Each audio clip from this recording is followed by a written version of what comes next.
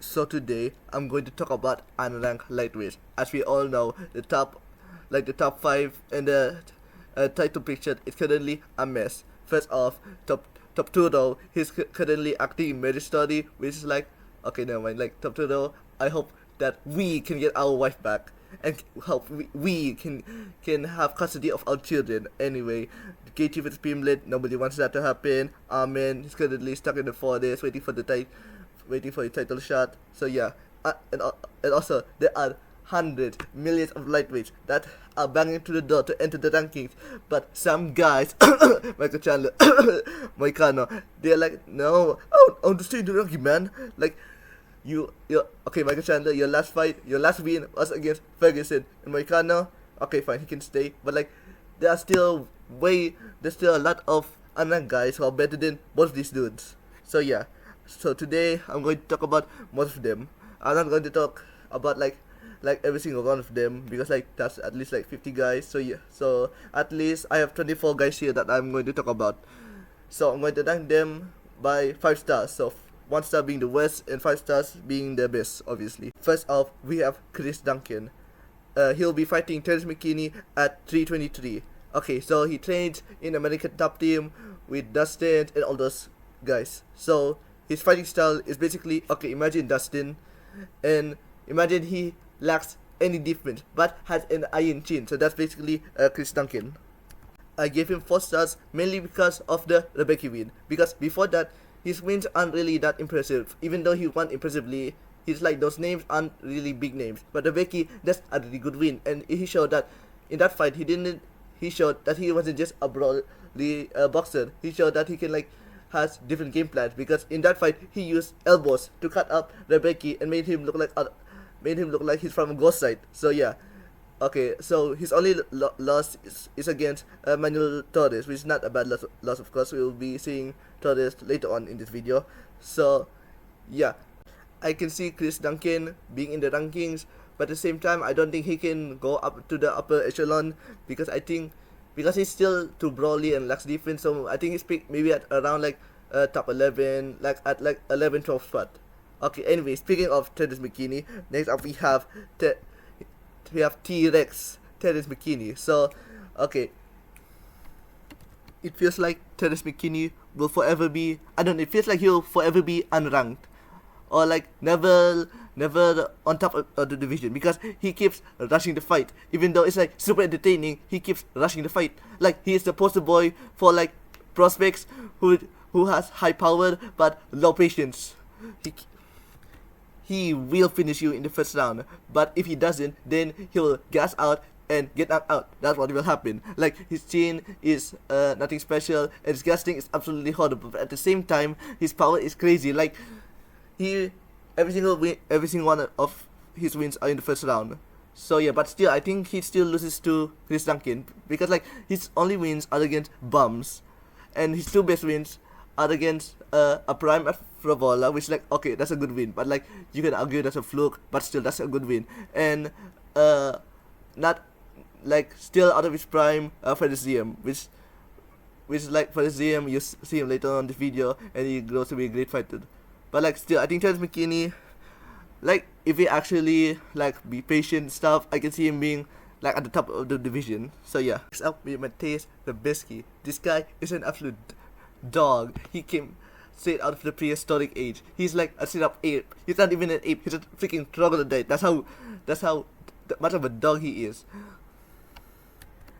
Every single one of his fights since the CDF fight is a war.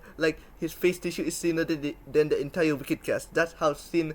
That's how much blood he spills out every single fight.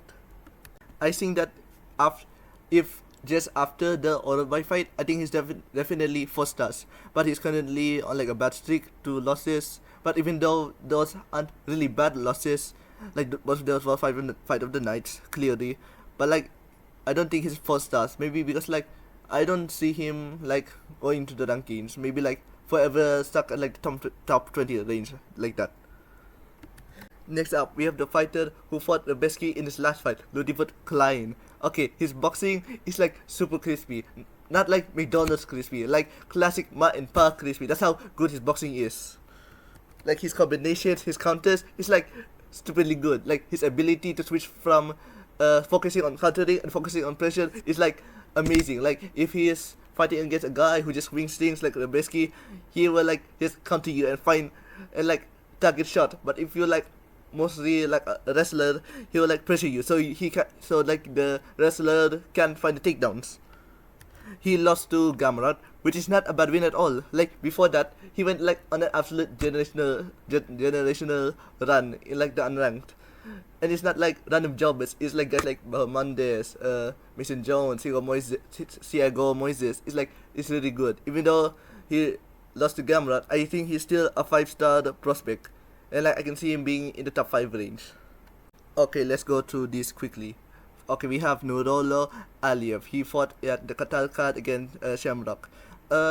He's like mostly a wrestler who just like smash you. But his last fight was like he turned into boxing and stuff, which is like cool. But like he's not really that interesting to me. Like he only wins against jobbers. So yeah, I give him 2 stars. Okay, next up we have Chris Padilla. Chris Padilla, like he's a guy who likes going to the clinch and throw elbows and stuff. Like his win against Ismail Bonfim. If that win happened like 2 years ago, it would be like really impressive. But like Ismail Bonfim, he's a can now. Jai Herbert also is a can. So yeah, but the Rongju win is really good. So that's why I give him 3 stars. Speaking of Rongju, so we have the Rongju. Okay, so he's mostly a guy who boxes, focusing on boxing with like good wrestling defense. So yeah, like he doesn't really have any impressive wins so far, and then he wins against like decent guys. He loses to like Chris Padilla. So yeah, but like I think I'm still interested in him. Like I wonder like how far he goes. But like he really likes to brawl. Like in his last fight against Austin Hubbard, he's just like point to cage and let's brawl, dude. But like Austin Hubbard didn't want that crap. So yeah. Also like his fight before that against Cody Steele was amazing too. It was like a total brawl fest. So yeah. Next up we have Nasrat Hakparas. Like his main characteristic that make him like phenomenal is his takedown defense. It's crazy how good his takedown defense is. Like against Jared Gordon, stop all his takedowns. Also including the Selkit fight. Like he clearly he defended all the double legs before he got like slammed out. But like yeah, like if before the Quillen fight, yeah, definitely give him 5 stars. But since he got slammed out, I give him 4 stars. Like he is definitely weak against head kicks, and that's why I was like frustrated against with Leibovich. Like he barely threw any head kicks. Like his first head kick that actually landed like rock him really bad. Like rock that's not really badly, but too bad. I was like 10 seconds left in the fight. So yeah, 4 stars. Anyway, speaking of bloody Quillen Salkilled, the killer of minorities himself, Quillen Salkilled. Like okay, I give him 4 stars instead of 5 because his only great win is against Nasrat, which is like an amazing win by the way. But it's like he only has 3 wins. Even all those 3 wins are good. Okay, like all these 3 fights he showed that he can like in the Arsenal Jubilee fight he win with the boxing, in the Ashmus fight he win with the wrestling, and of course in the Nasrat fight he win with the kicks. So yeah, he showed that he's very diverse and stuff. So yeah, 4 stars. From one Aussie to another, we have Tom Nolan. Unlike Salkilled, like Nolan, he's forever stuck fighting in Australia. Like he has a really fun style, like creative spinning stuff, like spinning back kicks, kickboxing, like fun that. But like the problem is like his resume is not that good. Like he has a win against Alex Reyes. That's like the little bro of Dominic Reyes. So such a good win, right? And yeah, also like a win against Bolshev, which doesn't age well. And like okay, his last fight was really fun, but that like the guy was not really that good. Like Nolan got dropped, but got like the comeback sub in the first round, which is like yeah. But like I still see him has some potential. I think maybe he'll be ranked someday, but I think he'll be ranked and then leave the rank like that. So yeah, 3 stars. We have Nicholas Motta, who actually has a win against Tom Nolan. So yeah, like he's like a blockhead. He just moves forward and looks for the knockout. Like his last fight against Sadikov was like amazing. Like he nearly knocked out Sadikov early, and the Sadikov came back with this like sick ass combination. Like I'll talk about that more later. So yeah, Motta. I mean like I don't really see his full potential.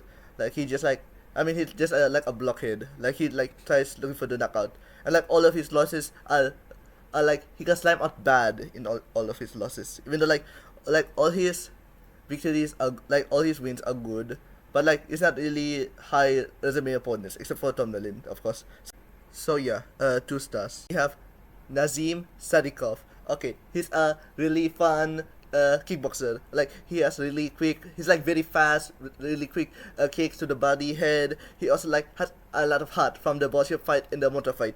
Like he doesn't give up. But I will say that his resume is not really top notch per se, because like, and that's why I think Fat SZM will win against him, because like he has a win against Matt Favola and Mike Davis, which those 2 wins are better than all of Sadikov's win by far. Also like he has Fat SZM, like he has really good wrestling also. Like Sadikov, he has good wrestling defense, but like the ability for ZM to just like go for takedowns, I think will clearly make him win the fight. I mean, I think it will still be really close and definitely fight of the night maybe. So yeah, but like I will pick Perez in that fight, and that's why I give him 5 stars overall. Like I think he's probably most likely like the guy who deserves to be in the rankings the most. Like I think like even after the Frivola fight, he should like have gotten into the rankings anyway. I'm heavily stuttering, so let's make this quick. Mike Davis. So yeah, a really good wrestler who also has good boxing, but his like resume is not top notch. Lost to Fedez ZM. So yeah, but still really good, but not good enough. So yeah, 2.5. Okay, next up we have Carl Fernandez. Stupidly good leg kicks. Like will leg kick you. TK'd out Harry Hardwick, nearly TK'd that guy, that Georgian guy. Yeah, that Georgian guy. Like, he was the next big deal, and then he completely fraud checked, that guy. So yeah, 3 stars. After that, we have Michael Medeiros. I know some of the people watching are like, who the hell is this guy? Like, he also has really good leg kicks. Destroyed Mark Choinsky with the leg kicks, made him roll around, but his resume is not that good. So yeah, 2 stars. Okay, halftime. And now, welcome to the retirement home. As we can see, we have the white supremacist himself, Drew Dober, and next to him is the blackest man you'll ever see, King Bobby Robert Green Jr. And after that, we see CDF, Carlos Diego Ferreira, and also right next to him is Jared Gordon and also MJ. Like, I was like considering if I should add MJ to like the lightweight retirement home area, because like he's on a 3-fight streak, but those 3 wins are against Cans. And when I say Cans, I include Jill Hubert in that section. So yeah, Jill Hubert is a Can. I will keep talking about, I'll talk about this later on. So yeah, like all these guys are like, I don't think they're fully washed yet, but like yeah, they're like at death's door.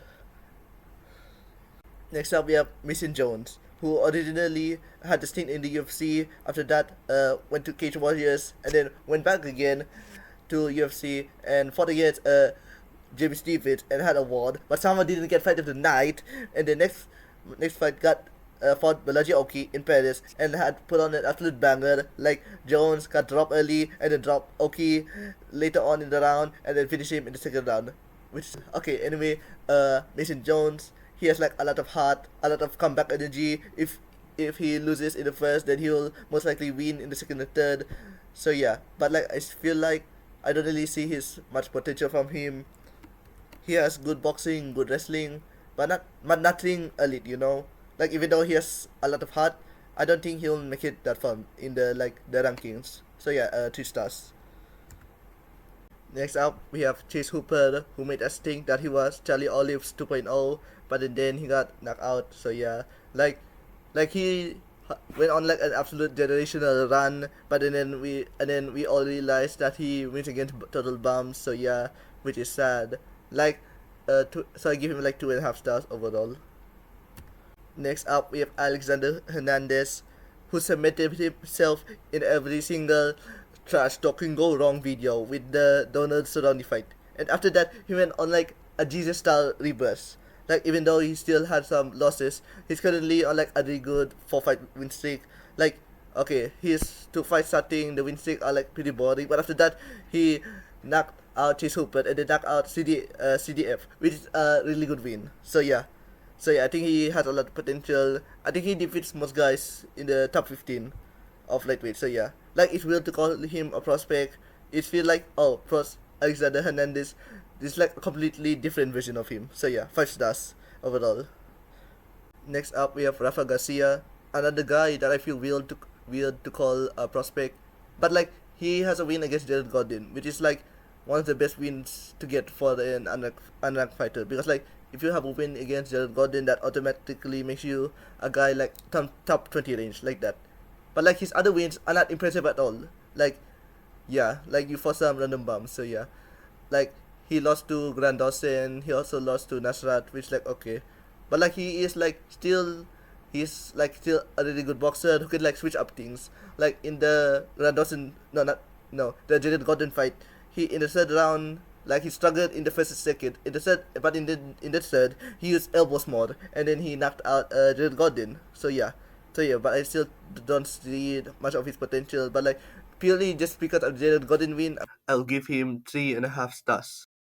Next up, we have Daniel Zellhuber. Like, if I have to rate him after the Ribovich fight, I think I give him like 3 stars. But purely just because of like the how you MJ fight. Like, how do you lose to MJ?